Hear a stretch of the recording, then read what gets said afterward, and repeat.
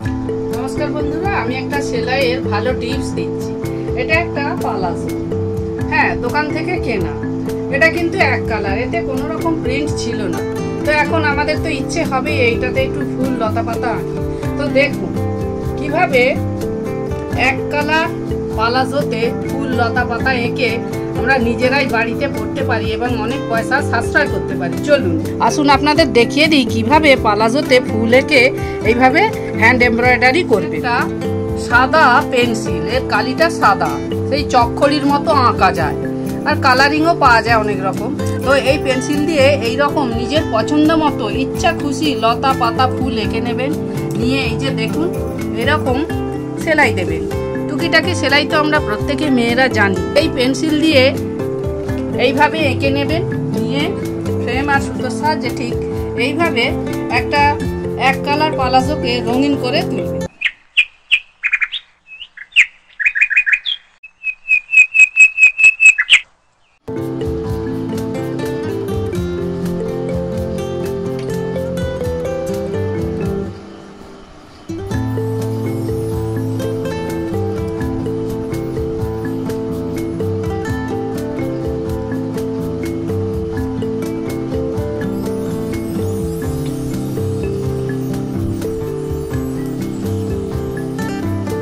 অতি সহজেই বন্ধুরা বাড়িতে বসেই হ্যান্ড এমব্রয়ডারি করতে পারবেন যারা প্রথম শিখছেন তাদের জন্য। আর এরকম এক কালারের কোনো পোশাকের ওপর নিজের ইচ্ছা খুশি মতো এঁকে নেবেন আর যে এরকম হ্যান্ড এমব্রয়ডারি করে নেবেন ঠিক এইভাবে।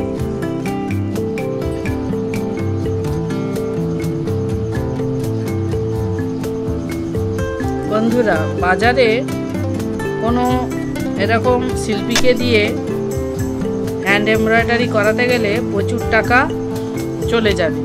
কাজেই আমরা নিজেরা যদি শিখে নিয়ে এইভাবে নিজেদের পোশাক নিজেরা করি তাহলে তো অনেক পয়সা সেভ হবে। তাই বলছি যারা প্রথম শিখছে তাদের জন্য আমি এই সেলাইটা দেখালাম।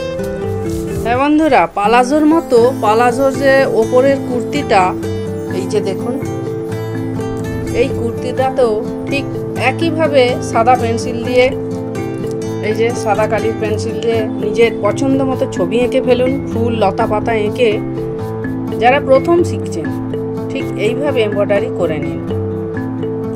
পালাজো কমপ্লিট হয়ে গেছে, এই যে দেখুন